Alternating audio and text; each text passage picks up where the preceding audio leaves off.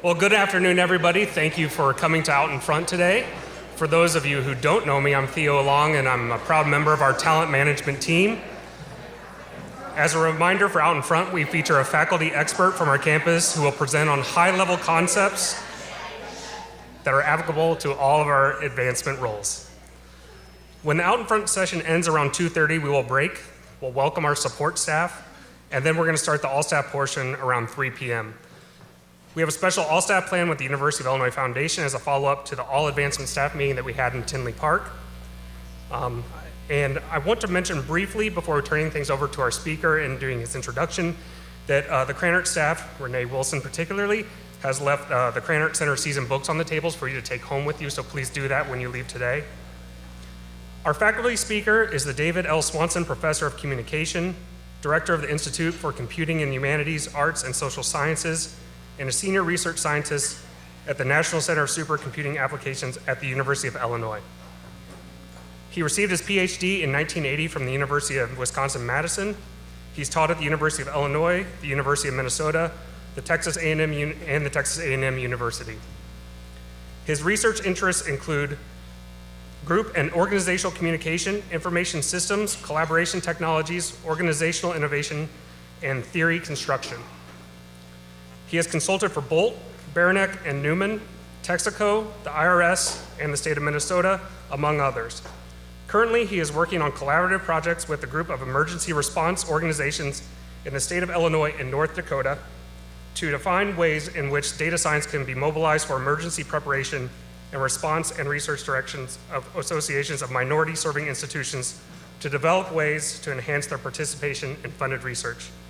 It is with great pleasure that I introduce to you Professor Scott Poole. Thank you.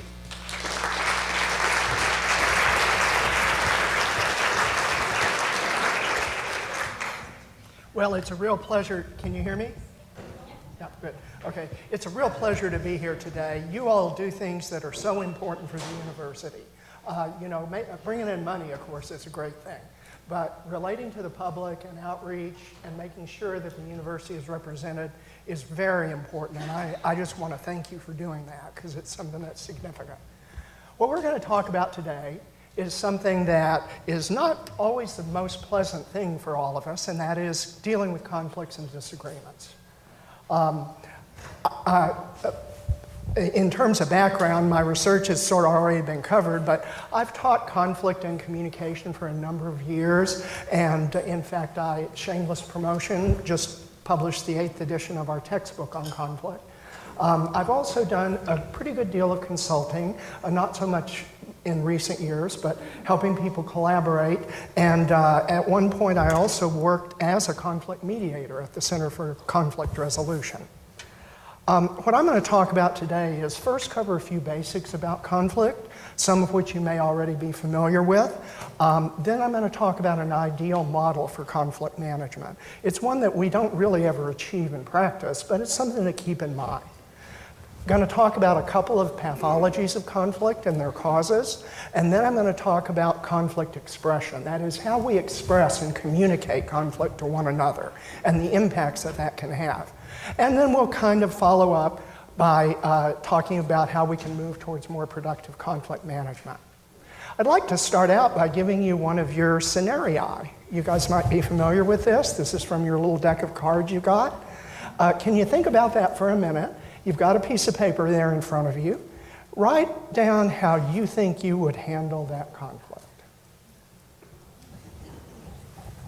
Can everybody see it? Is it close enough? Shall I read it? I guess everybody can see it.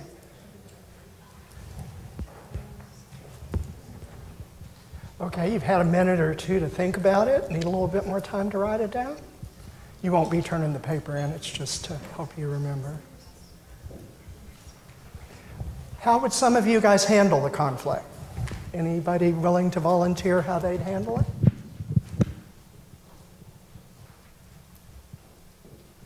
We have one here.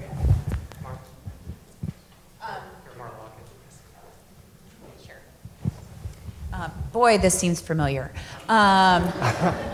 So first of all, I guess I'd probably, depending on how I understand the individual faculty members' communication preferences, either decide to call or email the individual, just making sure that they understand that there are campus branding standards and providing the justification that campus and our unit have worked long and hard to create those campus branding rules so that the university is presented with one unified identity and looks the same to our constituents because they see us all as one unit. They don't understand that there are different things all happening on campus. And then, of course, provide all the nice links about how we're able to use our various identity standards and things that he could consider passing along to the designer that he's hired to ensure that whatever is being put together for his purposes comply with university branding standards. Okay. Anybody else? That's good. Interesting. Another one? We have one other one, maybe? Yeah. Thank you.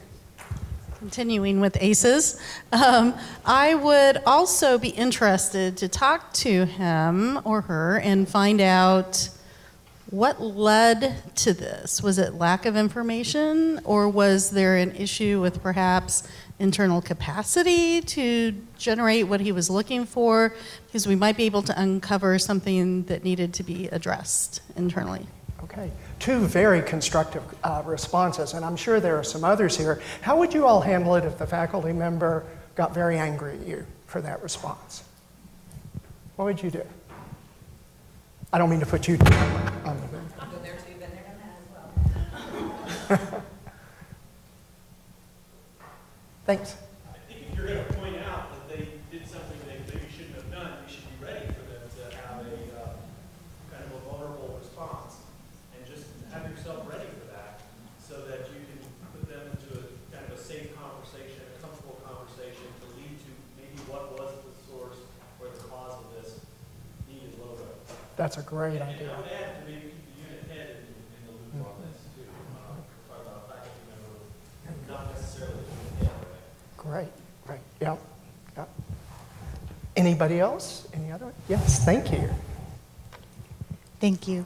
I'd meet face to face with the faculty member. I think you get in a ping pong situation over emails or phone calls. Often when you're trying to resolve a conflict like this, face to face will go a long way in building some relationship with that person and finding common ground to meet their needs, but while still maintaining standards and guidelines. You all have just exhibited great responses that are very constructive, and in fact, I don't need to give this talk. No. But usually when I teach classes, of course, we get a lot more different kinds of responses, but you all are already a good way down the pathway. So we'll come back to this a little bit later when we talk about how people typically tend to express conflicts. Just to start with a few basics. We're going to define conflict as the interaction of interdependent parties who perceive incompatible goals and interference from each other in achieving those goals. And there's three things about this definition that we'll emphasize throughout the day. One is interdependence. You know, you always have a conflict with somebody when you have some kind of interdependence with them. You depend on them to get the job done. You depend on them to live by the rules of branding. You depend on them for your promotion. There's also seemingly incompatible goals. A lot of times we can find something common. You all's responses to the branding scenario exhibited that. You were really trying to search, I think all four of you actually were really trying to search for common ground. But oftentimes there really are incompatible goals, and we've got to try to deal with that. And finally, interaction. Conflicts are things that unfold over time. And one of the things we'll try to emphasize today is how that unfolding occurs and how we can manage conflicts in terms of that unfolding. There are a number of sources of conflict. Here are a few. You'll notice that some of these are more objective sources, but some of them are actually due to the history of your relationship with someone.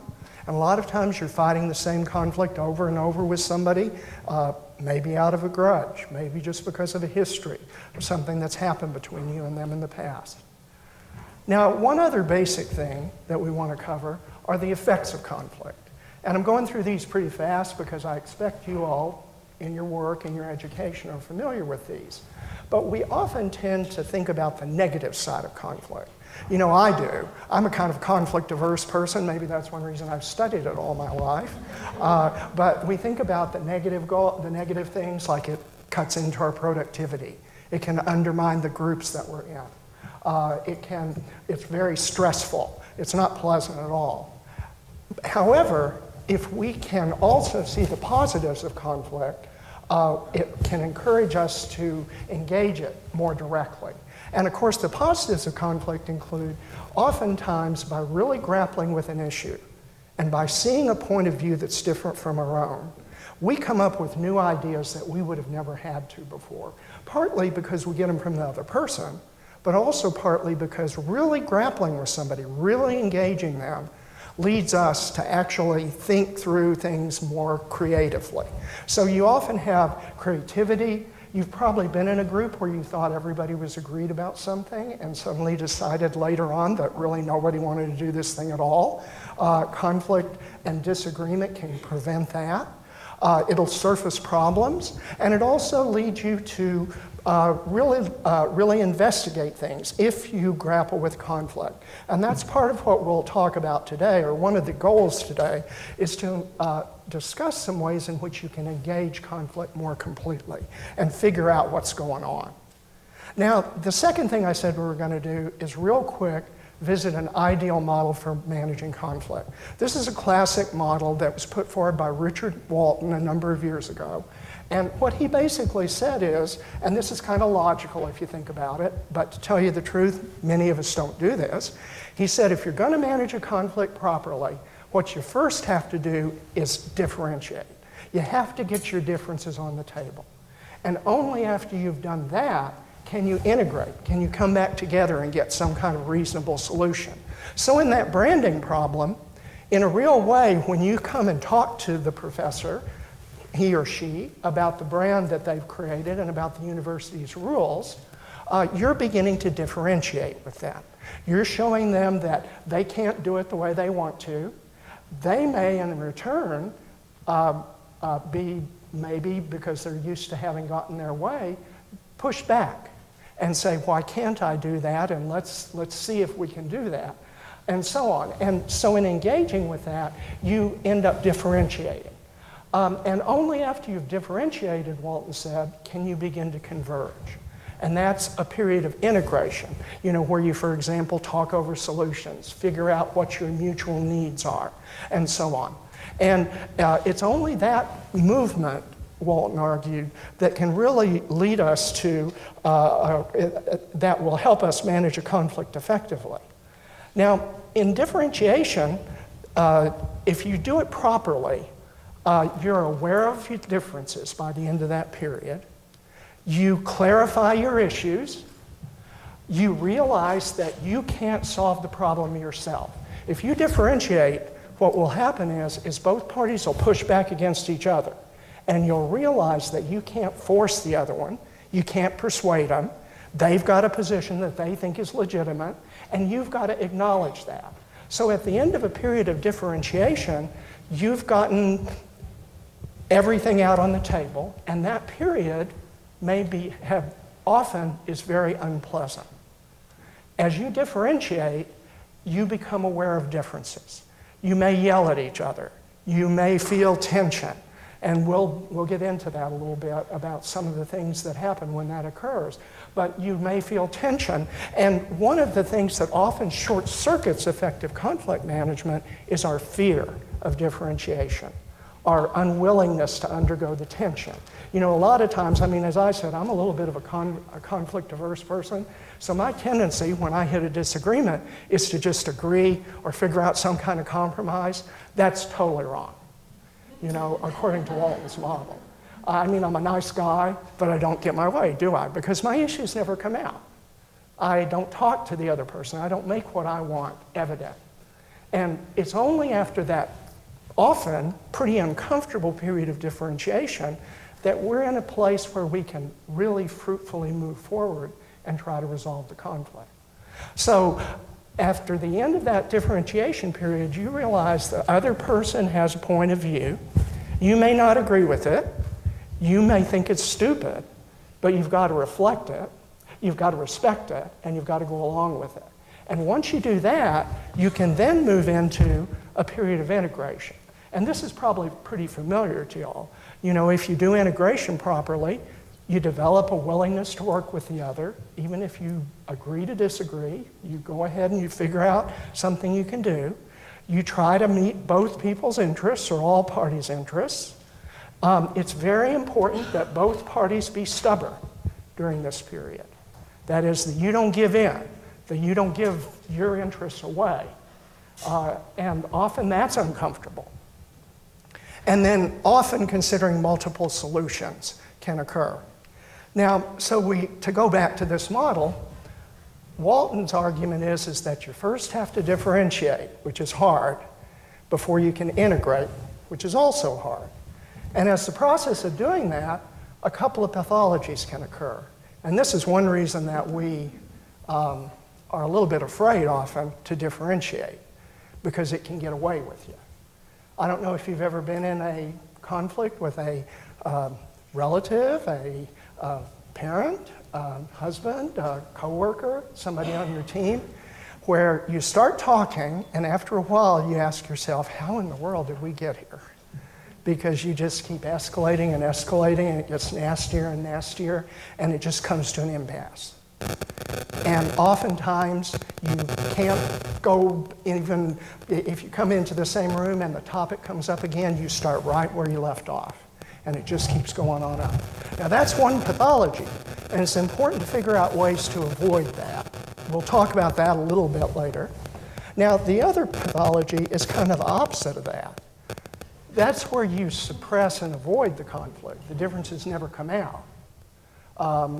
Again, that's not all that uncommon, and we'll talk about ways on which conflict is expressed that this occurs.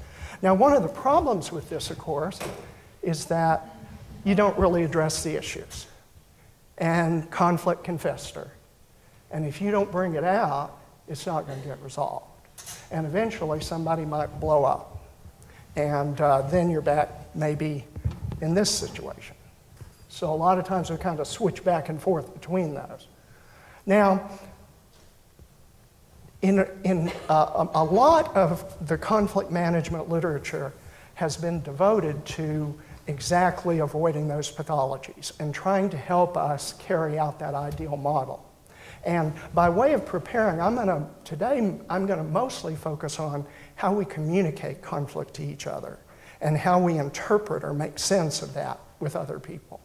But before I do that, I want to talk about a couple of dominant perspectives that you often see that carry some pretty useful insights. One of them deals with the content of conflict, and the other one deals with how we deal with conflict. There's a common distinction made in a lot of the literature on conflict between two kinds of conflict. There's work-related conflict, and there is relationship conflict. Work-related conflict has to do with how you get something done, what kind of a decision you can make at a given point in time, responsibilities, who should be given credit for things. Relationship conflict, on the other hand, has to deal with interpersonal incompatibilities. It might be due to differences in values, it might be due to differences in style, personality. You know, that's often sometimes called personality conflict. And the common assumption in the literature, and it's been borne out by a certain degree of research, is that task conflict is good, and relationship conflict generally leads to things that are bad. That is, task conflict is good if you manage it properly. And does that make sense to you guys? Probably does, yeah. It does make intuitive sense. However, there's a problem in this literature. And that is, first of all, they're interconnected. You know, if you have enough disagreements about the task, eventually you're going to insult somebody, you know, and it's going to get personal. A lot of times if people have a personal grudge against someone, they take it out on them at work. You know, they just go ahead and... So the two kind of feed into each other. There's a cycle. And it would be nice if we could separate them. but unfortunately, it's pretty difficult to. The second issue is that there have been probably about 50 studies that have investigated whether task conflict is always good, and the results are sort of mixed. Sometimes it proves to be productive, just like y'all would expect and like I would expect, but sometimes it doesn't. And part of the answer to this is it's how the conflict is carried out, which is what we're going to focus on a little bit later. Now, the second approach to conflict that's pretty predominant, and again, I'm just going to go over it lightly today because I want to get to some really interesting new things that have come out recently, is something that you're also probably familiar with. And that's the styles, you know, your strategy. How many of you are familiar with this kind of diagram, with these styles? You know, what it basically says, if you aren't, I actually have an inventory. I didn't bring it today because we can't cover everything. But I have an inventory that I can give to Theo, and he can give it to y'all, and you can fill it out, and you can figure out what your predominant style is. According to this approach, you can, when you're dealing with conflicts, you can either have a high concern for the other or a low concern, and a high concern for yourself or a low concern. And depending on which of those you exhibit, you have a different style. So for instance, if you mostly are focused on your own concern and you don't care that much about the other person, you compete. And that means you try to force them to do, it's also called forcing, is you try to get them to do what you want them to do no matter what. On the other hand, sometimes we care more about the other than we care about ourselves.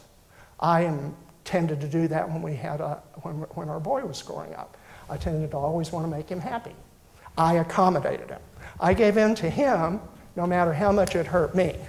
Okay, no, didn't care about myself. If you don't care about, if you avoid the conflict, you're basically acting as though you don't care about either person's interests.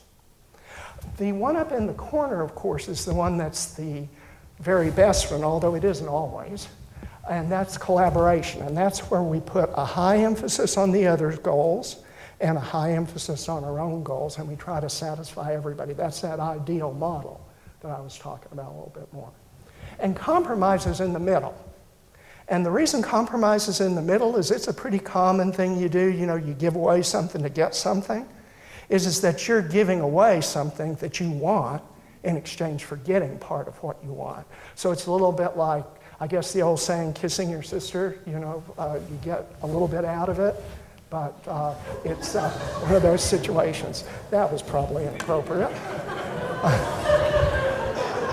What I want to talk about now, though, is something that goes a little bit beyond that. I do have a sister. In any case, if any of you are not familiar with this, I have a good handout and an inventory, and I'll get it to Theo, and he can distribute it to y'all, and you can find out what your style is. By the way, styles are basically just the habitual ways we tend to deal with conflict. It's what we prefer. It's kind of what we've learned works for us. But now what I want to talk about today is conflict expression. And what conflict expression is it's how conflict is communicated to people. And the reason I think this is important is if you understand how conflict is expressed, you can often understand how to diagnose it. And once you understand where the other person is coming from and what needs to be done, you're a long way toward being able to resolve the conflict. So there is on each desk or each table a little inventory that I'd like you to fill out. It's called Expressing Conflict. And what I'd like you to do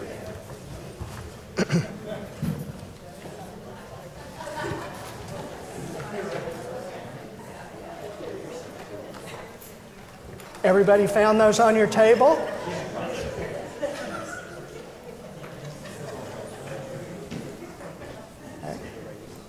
Okay, here's what I'd like you to do. There are instructions on the form, but let me give you some instructions. I'd like you to think about a person or a team that's particularly important to you. it's something you have real skin in the game on. And I'd like you to think about how you deal with conflicts typically when you all have a conflict or a disagreement. It doesn't have to be an out-and-out fight, just some kind of disagreement. If you could think for a moment about that and then fill this out.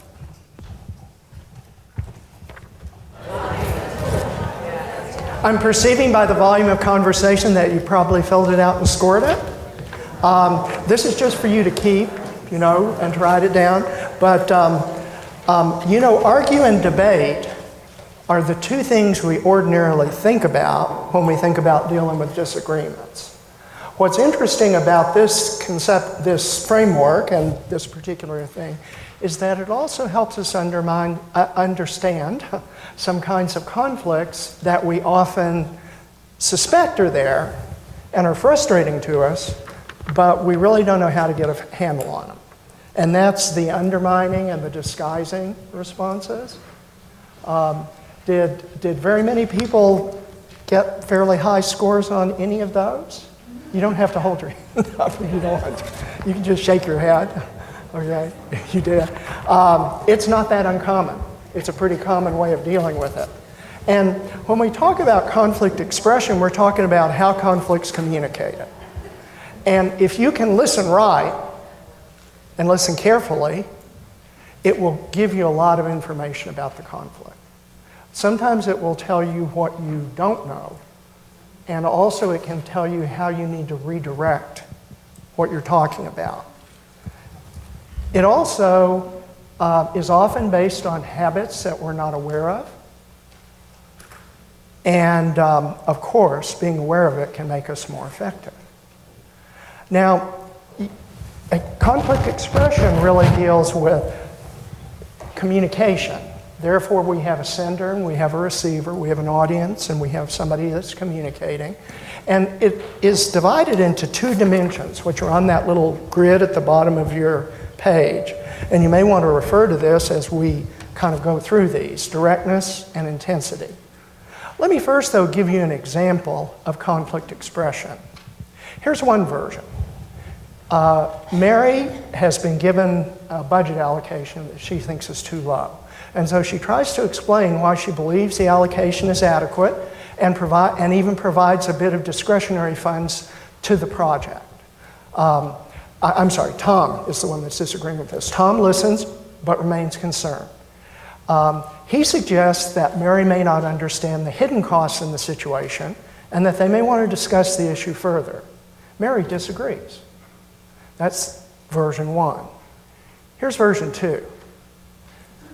Tom disagrees with Mary, and Mary defends her reasoning unequivocally, states that the allocation is adequate and it might even be more than you need. Tom interrupts her before she's done. He asserts that Mary doesn't have the expertise to see the hidden costs in the situation and demands that they reopen an issue. Mary disagrees. Those are two very different ways in which a conflict can be expressed. Exact same subject, content.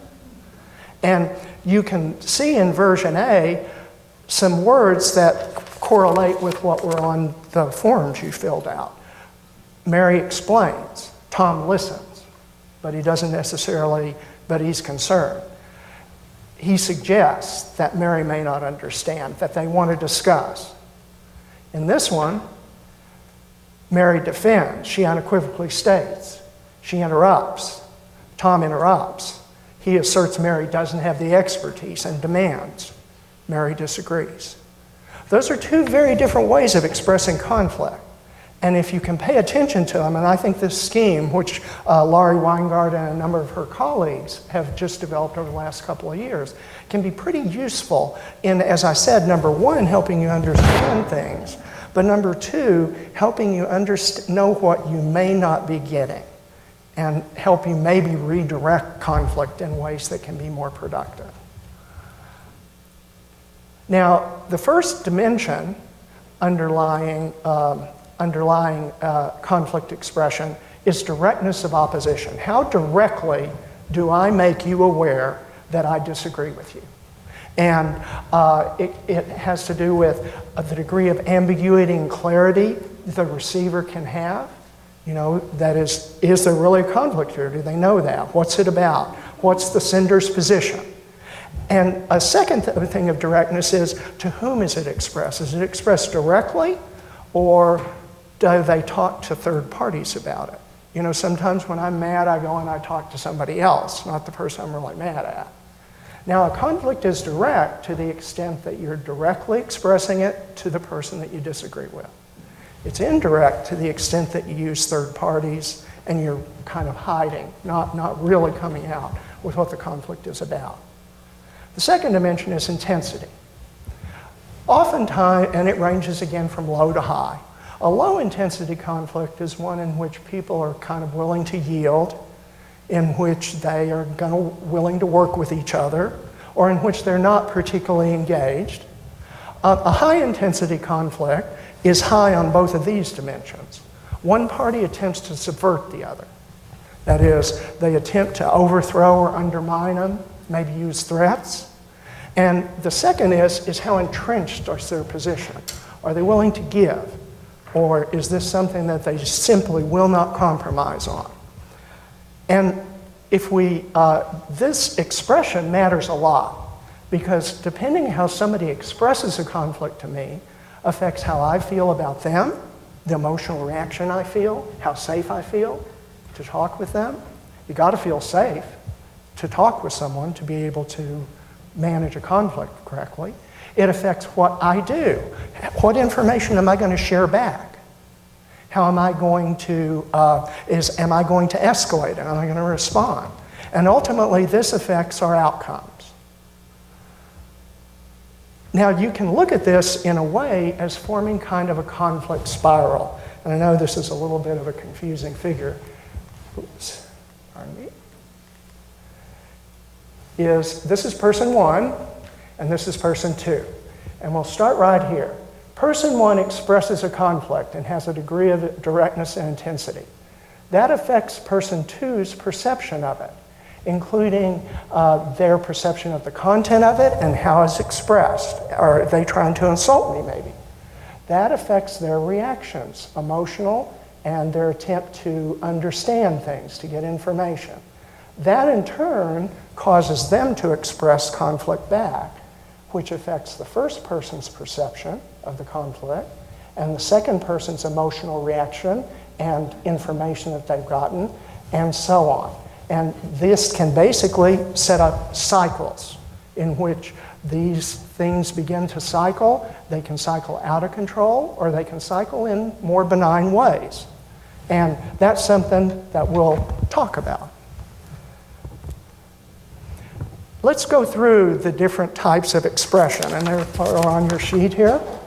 The first one is argue. When we argue, we are very direct about the conflict and we're intense.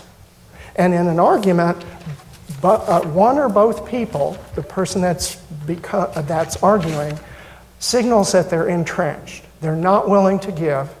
This is super important to them. And they are making it very evident to you that they disagree. Now, what this tends to do in the receiver is to create a feeling of threat. You know, maybe that's happened to you when someone's come in and started yelling at you or very intensively interacting with you. Maybe you experience physiological activation. Your heart will beat a little faster. Your range of vision sometimes narrows. You begin to maybe tremble a little bit. You get a feeling in the pit of your stomach like you're going to have to respond. Or maybe for some of you, your response is to be aggressive back. You know, you clench your fist. You want to respond in a more aggressive way. It also tends to focus attention very narrowly, and it focuses attention on the possibility of loss, which leads the receiver to become defensive, to want to protect. And there's really often two responses to an argument, to arguing. And that is, you either argue back, and what that does is that sets up that cycle where you continue to escalate. The other alternative, the one I often engage in and have to prevent myself from doing it, is caving in. You know, the other person's coming at you real hard and you're okay, you know. And I have to remind myself, you know, Scott, stand up for yourself, you know, to help figure out what you want and fight back to this person. So argument tends to lead to fairly negative cycles of conflict if it's expressed that way. Now, the second kind of expression or argument tends to lead to conflict spirals. Now, one of the good things argument does, though, is it gives you information. You definitely know what the person wants. And that can be useful if you can reroute the argument. But it also arouses negative emotions. Now, the second kind of expression is undermining. And undermining is where you're really intense about something, but the sender doesn't really express openly what they want, what the conflict is about. And there are, as you can see from your sheet, several different ways in which undermining occurs. And that is, we dismiss the other, you know, just don't call on them in a meeting. They say something, we just ignore it. We don't give them the attention or respect that they need. Another kind of undermining is going to a third party and complaining. Maybe some of you do that. Maybe some of you know people that do that. Another kind of undermining is nasty teasing. You know, saying things, cutting jokes, that kind of thing to people. Now, the problem with these low directness responses is that the receiver is left uncertain because the conflict isn't directly stated. You know, the other person isn't saying, this is what I want. They're saying, oh, you're late again. You know, or a number of other things. They're teasing you maybe, or they're talking about you behind your back, complaining with you about behind your back. And because these are very ambiguous messages, you have a lot of room for interpretation. And you often spend a lot of time trying to figure out what the heck is going on here. You know, why is this person acting the way that they are? Now, one of the things that does, of course, is divert your ability to focus on the issues. You're more focusing on the other person's behavior. The typical reactions to undermining is for people to feel sad, hurt, offended. You may have heard of someone talking behind your back. Remember how you felt. They often feel threatened. Now, the interesting thing about this kind of strategy is that if the receiver tries to respond to it, it carries kind of a catch-22. Because you know what the sender can always say? Oh, I didn't really mean that. You know, if the receiver takes it seriously and says, yes, you did, then you know what the sender's response can be? You're taking this too seriously. Don't overreact. You know, this kind of approach is used by a lot of people because it works. You know, it's not it sometimes can help them get their way, but it also isn't very good for resolving the conflict. Now, the typical kind of reaction to this by the receiver is to respond in kind. They talk about me behind my back, I'm going to talk about them behind their back. They tease me, I tease back. What it does, again, is lead to one of those spirals. And by the way, this spiral is much less productive than the argument spiral. In the argument spiral, you're getting the issues on the table. There's the possibility of resolving it. In this kind of behavior spiral, what you're focusing on is the behavior of the other and not the issues. So it's a rather difficult thing to deal with. So in general, undermining will tend to create spirals, but they'll not be evident unnecessarily because people are talking about each other behind their back to different people, or you have a short episode of joking and it goes away.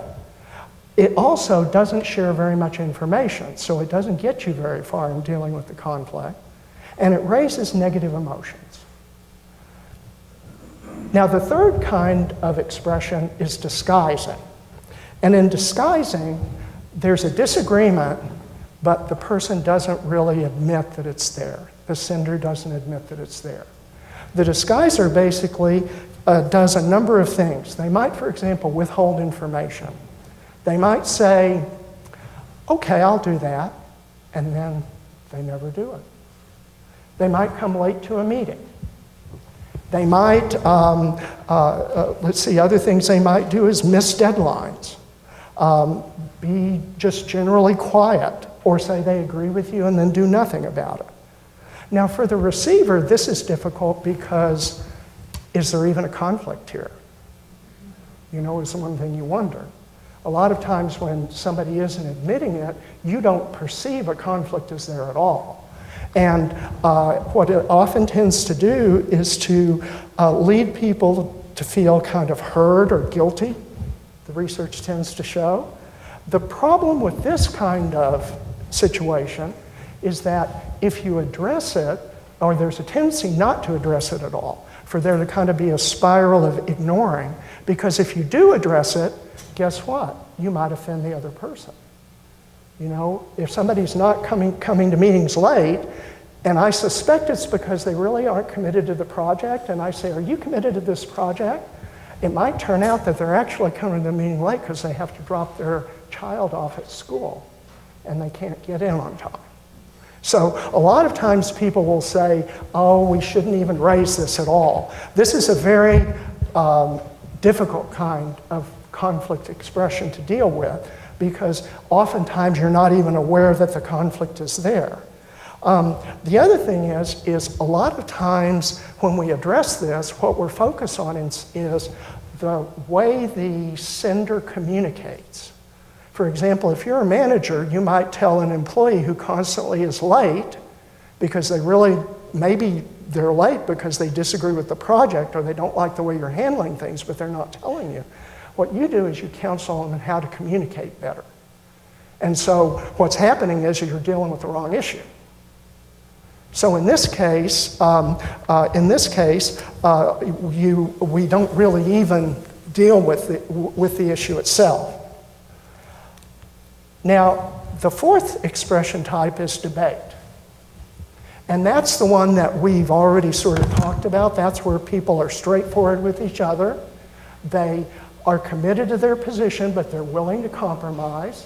They work on ideas, and it tends to decrease conflict spirals and increase information and decrease negative information and increase positive emotions. And so this is a type of expression where people are very direct, but they're low in intensity. And you know, the real key here is how do you move from these quadrants to this one? And that's an interesting issue. It's a real challenge. How do you move from the other three to that one? Part of it is recognizing what's going on. And that's what I've been talking about up to now. How do you recognize when somebody's doing something? And what do you basically try to do in dealing with that? And this is that schematic that you have. And I'd invite you to continue using it because I'd like to give you an opportunity to see if you can recognize some of these types of behavior. Let's see.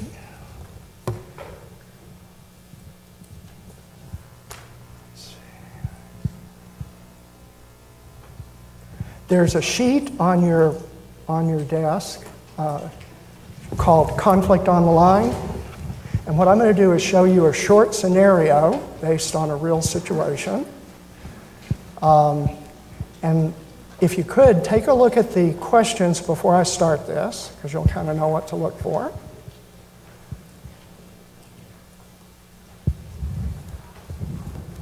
And one of the things that I'd like you to do is see if you can identify some of these modes of expressing conflict.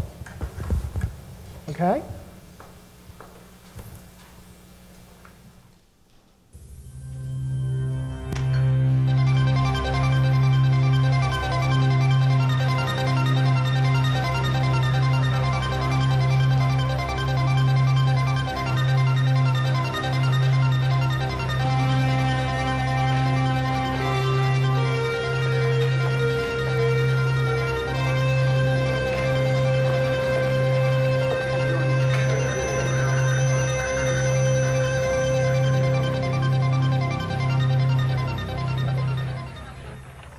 we just bypass this and cross to here. Okay, that's great. I'm glad to see you're making progress. You know, I think you might actually pull this off. Well, it'll be a while yet. Yeah, I know, but keep at it. If you could get this design to work, it would really streamline production. I know. If I just had more time to work on it, maybe I could... Well, it's pretty much a long shot. I'm willing to gamble along with you for a little while. But we can't afford to have you spending all your time working on this. Oh, I know. But it's getting kind of hard to work on it at all. What's the problem? Well, it's Shirley. What about Shirley? She's bugging me. I mean, really bugging me. What do you mean? She's really been coming down hard on me. On everybody. Making things unpleasant. How? Well, she's always watching us. It's like she's always on patrol. Just waiting for somebody to make a mistake. Just because she worked her way up through the ranks, she seems to feel she's the only one who knows how to do anything. And she never has a kind word for anybody. Especially me. If I make one little slip up, oh boy, watch out.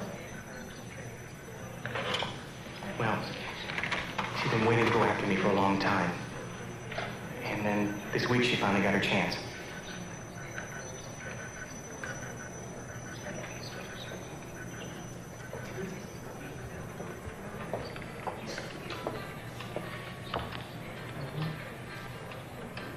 Hi. What's up? Those are your initials, aren't they? Yeah? What's the problem? The problem is your work habits have finally caught up with you. This order is clearly marked to be ready for shipping on Thursday. It didn't go out until Monday. There's no way that could have gone out by Thursday. You know that. Hey, I've got to work overtime to get this stuff out at all. Look, I know you stay late, but you don't seem to get the work out, at least not the work you're paid to do. What are you talking about, Shirley? It takes time to test these units. You spend half the day yakking with your friends and listening to that damn radio. That's what I'm talking about. What are you smiling at? Get back to work. Oh, for crying out loud, Shirley. Lay off, will you? Don't you tell me what to do, young man. I've had just about enough of you and your friends. I don't know why. She just continually tries to humiliate me. I really think she's got it in for me. Maybe you could talk to her. Maybe you could find out what's going on.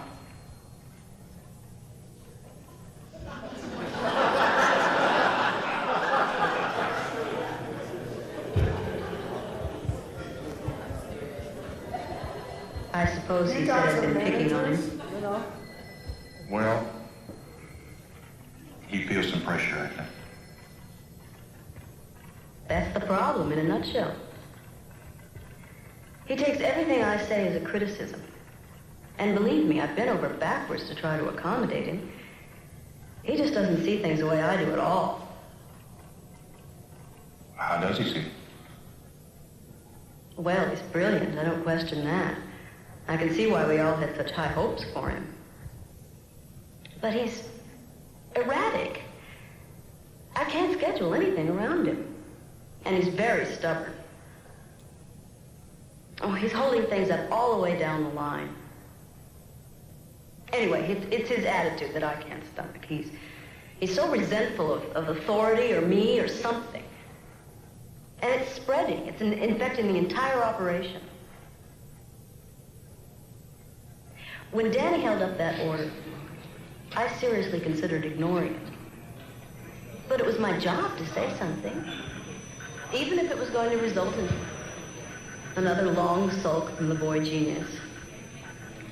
I really did try to make as little of it as possible. He machined about 150 of them all backwards. No.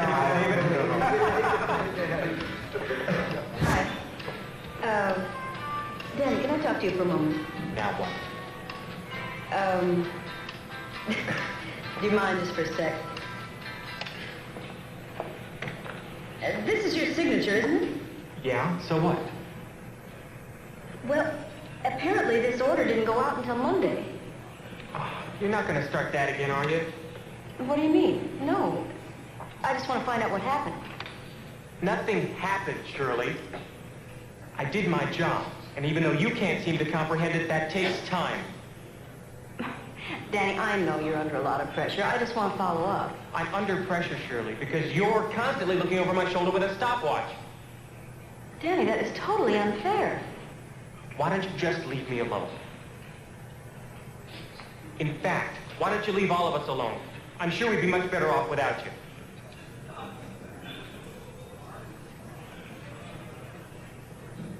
Frankly, I don't know what to do.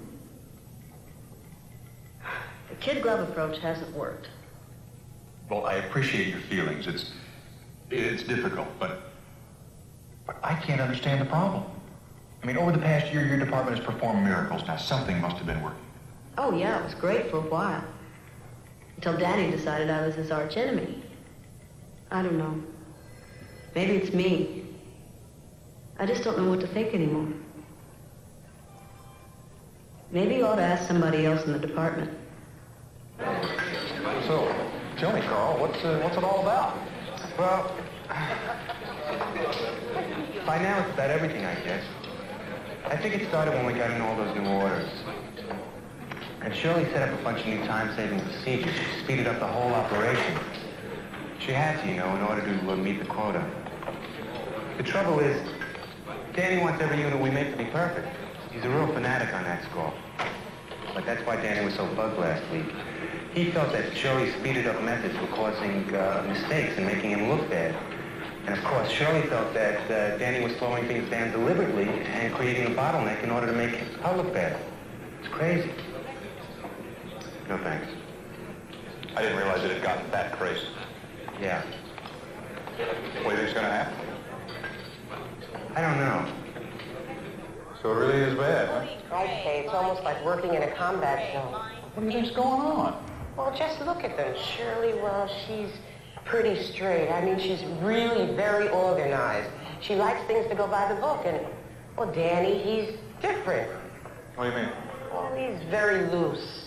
You mean he's careless, or? Oh, no, not at all. He's really a perfectionist, but he's peculiar. He's always experimenting, trying out new things, working funny hours, helping people. Well, it just drives Shirley crazy. Maybe she thinks he's goofing off or something. But I'm going to tell you, he's always the first to work late if there's a crunch. You know, you could say he's just a free spirit. He and Shirley just have different ways of doing things. Well, can anything be done so they can get together? I don't know, but when Danny first came, everyone liked him. Shirley, too. We all used to have lunch together. But now I wouldn't have lunch with either one of them, because all they're going to do is badmouth each other. And personally speaking, that just gives me indigestion.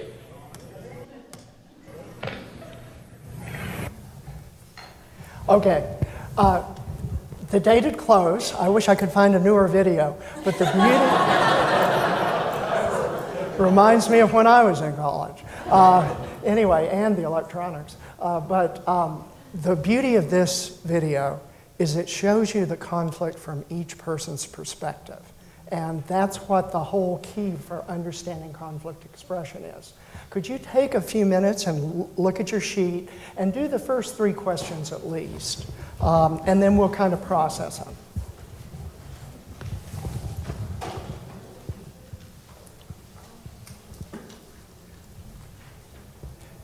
You may not be totally finished, but I suspect different people are probably at different places, so we'll probably have enough possible responses.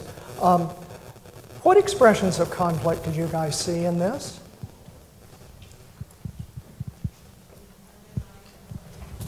I'm sorry? Okay, undermining by complaining to the third party, right? Yeah, actually both of them are doing that to each other, aren't they? Yeah, and to other people and to their coworkers. What else? Did you see other things? Both of them argued a lot, yeah, directly. Very entrenched positions. Anything else? Others? Complaining. I'm sorry? Complaining. Complaining. What would an example of that be? Like the manager, both of them were complaining about Yep. what the other one's doing wrong. Yep, exactly. Yeah. Anything else? I think towards the end, when Shirley was telling him what he was doing wrong, she shut down towards the end when he started complaining. Yes. She shut down. She shut down. Yep. He really dismissed her. You know, go away, leave us all alone. You know, that kind of thing. Anything else? You guys see?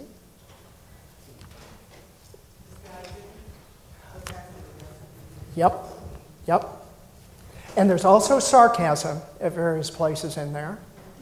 Now, what Weingarten and all say is when you see this kind of behavior, you know, to tell you the truth, were I that manager, I'd be just as puzzled as he is, because I wouldn't be able to get a purchase on how to deal with that conflict. But each of those behaviors, according to Weingarten and them, is a cue that something deeper is going on here. Now, how about the second question? Whose account of the conflict do you think is more valid? How many of you felt Danny's was, maybe? Shirley's? Neither? Now, you guys are very diplomatic. That's probably true. You know, the truth of the matter is this kind of conflict is very realistic in that each person sees the conflict totally differently. And you know, there's a tendency always to attribute to us, one of the oldest psychological processes is that when we see ourselves behave, we assume that the situation is forcing us to. That is, that the other person is causing us to react the way we are. When we see someone else behave, we assume it's because they intend to or because it's their personality. So there's just that natural tendency, and it's really well reflected, I think, in the video. Now, both of them say they could cooperate with the other. Do you agree that they want to? How many would say yes? No? I'd like to think they do. Now, if they did, how would we move them toward cooperating? Mediator. Okay. You know, a third party, and in fact, for the disguising mode of managing conflict, a third party is often the most effective thing. And the manager is the potential third party here. What did you guys think of the manager's behavior up to now? Was he doing a good job? Okay. You know, frankly, I think he was doing a pretty terrible job. And the reason is he's being a nice guy. You know, he's doing the right things. He's trying to figure out how to manage the conflict. You know, what's going on. And that's good. But he's not providing nearly enough structure. You know, if you're a third party, and there's actually, this goes on to show him try to mediate the conflict, and he's totally inept. He basically calls him into his office, and he says, now I know you both want to do the right thing. Work it out with each other. And really to manage these conflicts, especially when you've got these two low disclosive modes of behavior going on, the disguising and the undermining, you've really got to provide more structure to bring things out. You know, and the structure helps people to feel safe. Now, one thing to bear in mind is that we haven't qualified this nearly enough. Context matters. For example, you know, in some cultures, disguising is the preferred mode of dealing with conflict. You know, in Japanese culture, for example, you don't confront someone. And so you have to take that into account and figure out that. And so these things vary a lot depending on the norms in the organization. Now, I'm going to skip a few things.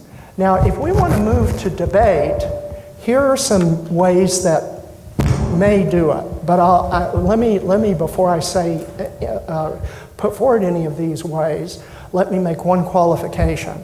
My experience is these things are always hard to deal with. You know, and sometimes you manage a conflict partly by luck. You just see an opening and you take advantage of it. You've got to be prepared. And you know, part of the reason I did cover this material and expression is that a lot of conflicts are going on that we don't even realize. And if you can see these cues, you can often see that there's a deeper underlying issue.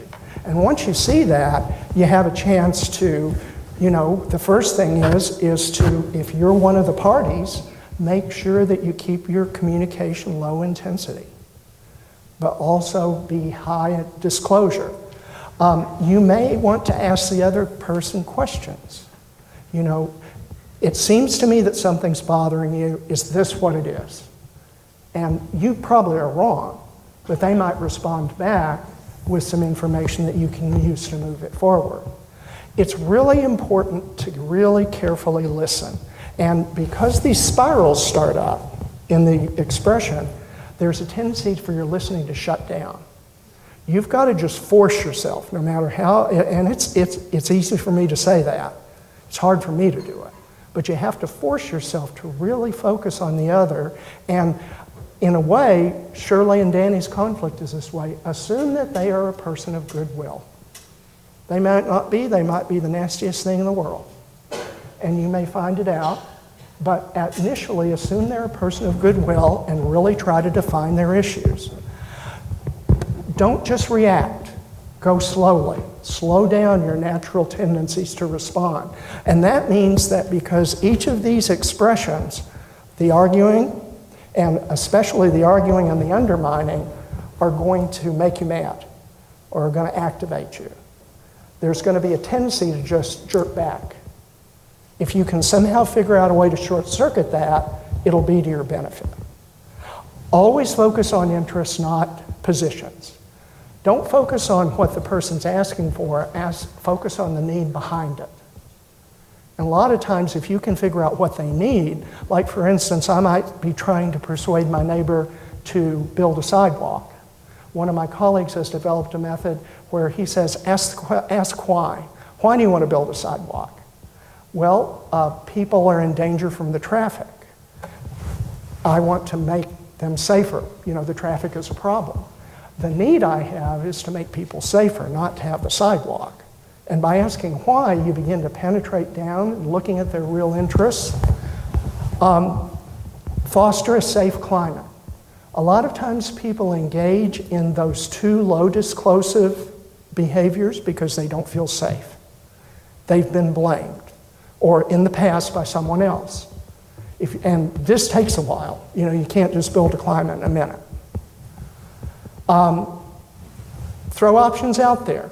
Encourage people to throw options out there. If there is a power differential between you, figure out a way to neutralize it. The suggestion of the third party is a great one there. Because a lot of times if you have a third party, a mediator who's in there, they can, if you're a superior and somebody else is a subordinate or vice versa, it can make it a little bit safer to talk because the person provides some shielding. Now, it will also make it safer if you, of course, have created a safe environment, if you're the supervisor. And then people will feel freer to come out. And think about face. You know, everybody wants to be respected. Nobody wants to be humiliated. Sarcasm, talking behind their back, that automatically is a face threat. And if your face is threatened, tough it up. You know, just don't take it that seriously and try to talk it through. If the other person's face is threatened, try to find a way to restore that, to give them face is what it's called. And if you can do that, you have a chance. Now, having looked at these suggestions, you can see that number one, a lot of these are real hard to do. Number two, they rely on laying some groundwork. And number three, you're never 100% sure that the other person is of goodwill. But what the research has tended to show, and what my experience has tended to show, is that you can at least test these things and see if people can move forward, and you can at least take the time to do them. I had a lot of other slides, but I think this brings a nice conclusion to the session. So I'll open it up for questions or comments. Yes? Could you talk a little bit more about third-party involvement? The third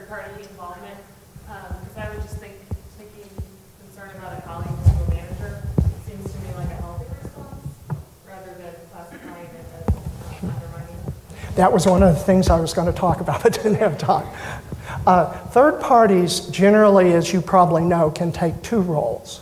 They can be a mediator, and what a mediator does is facilitate the discussion between the parties. They're a neutral party who doesn't control the outcome, and they say that from the beginning. They say, I'm going to help you talk and understand each other. They do things like getting people to repeat back, like if I mediate something and somebody's saying, airing a grievance, I usually begin it by saying, we're going to let Jack talk, and then Janelle can talk. But Janelle, you listen while Jack talks. Now, Janelle, can you summarize what Jack just said? So that kind of thing is what a mediator would do. An arbitrator is someone who can make the decision for them. And sometimes that's useful because if you have two subordinates, you can call them in. And one of the things this manager could have said is if you guys can't come to an agreement, guess who's going to make the decision for you? And that can often be quite the motivator, especially if you're willing to or are able to do it. Now, the third party needs to, as I point out, provide structure. It's not a bad idea to break things into steps. When I mediated conflicts in the old days, I would usually have an agenda, and I would ask both parties if they agreed to the agenda and if they wanted to change it. And then we'd let them change it. That gives people control. It gives them a sense of safety. And that's another thing you want to provide as a mediator or an arbitrator is a sense of safety. If one or the other of the parties thinks you favor the other one, you're not going to be able to be an effective third party. So it's a good idea to find somebody else. So that's a little bit of third partydom. It's a very interesting topic in itself. Did that address your question at all? Thank you. What about when the status is really far apart? Maybe it's a professor and a student, or it's a very philanthropic alum and a new advancement officer. How can you bridge some of that?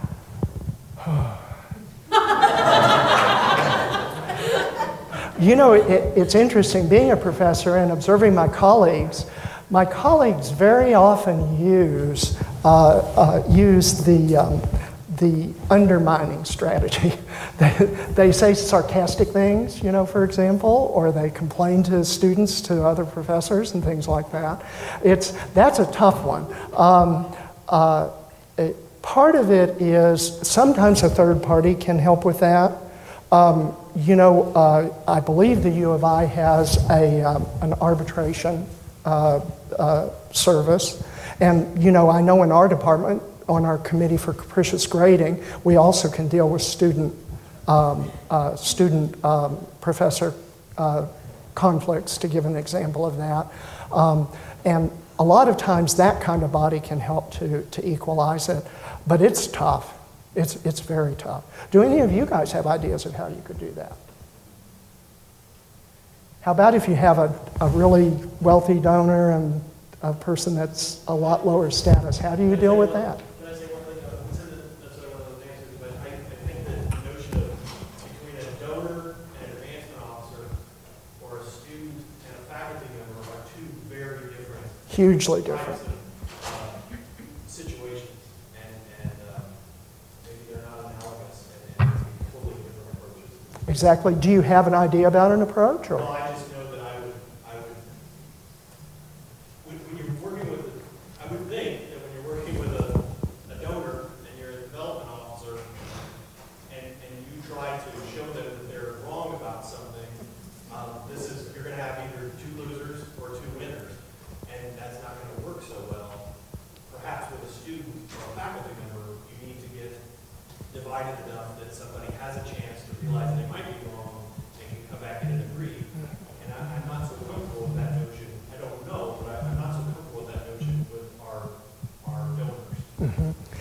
When we go back to the initial scenario that was presented out of your scenario about the branding, there were some very diplomatic ways of phrasing the approach to the person.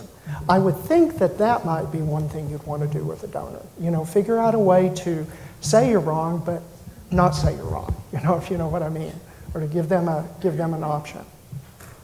But that is tough, and you're exactly right. That's a totally different situation. Yeah.